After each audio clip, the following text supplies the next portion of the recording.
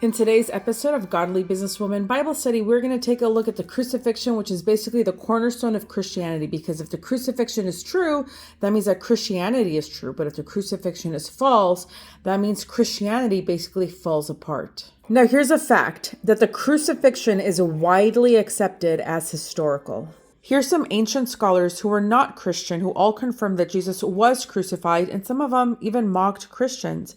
If we take a look at the Bible, Paul wrote the epistles 15 to 35 years after the death and resurrection of Jesus Christ, and the four gospels were written anywhere from 35 to 65 years after. If we take a look at modern day people, we've got Lee Strobel, C.S. Lewis, John McDowell, and myself, all people who were atheists and came to Christianity. A big part was because of the crucifixion. Let's examine the crucifixion, starting with scourging. According to Jewish law, you could not strike them more than 40 times, which is why Jews would strike 39 times. Romans had no such law. This is a tool that they would use to flog people before nailing them to the cross. It's unlikely that the Romans stopped at 39 lashes when flogging Jesus. Bart Ehrman is an atheist New Testament scholar who confirms that Jesus was crucified, but also points out that the Romans were efficient killers and they needed to ensure that the victims died. Otherwise, their lives would be taken in place of the victim. Just like it's this guy's job to make sure that this guy dies. John writes that Pilate took Jesus and scourged him. While on the cross, men had to push up with their legs in order to be able to breathe.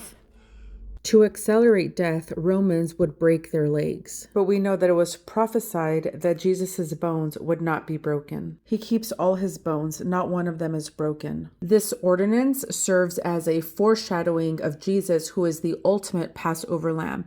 And here they are not to break any bones of their sacrifice. The Jews asked Pilate to break the legs of the other two men that were being crucified next to Jesus, so the soldiers came and did that. But when they came to Jesus, they saw that he was already dead, so they did not break his legs. But it was prophesied that they would pierce Jesus' side. But one of the soldiers pierced his side with a spear, and immediately blood and water came out. So they will look on me whom they have pierced. Isaiah 53, the suffering servant. But he was pierced through for our transgressions. Psalm 22, they pierced my hands and my feet. I can count all my bones. They look, they stare at me. They divide my garments among them, and for my clothing they cast lots. And check this out in the New Testament. And when they crucified him, they divided up his garments among themselves by casting lots. Take a screenshot to study the Old Testament to New Testament prophecies that are fulfilled.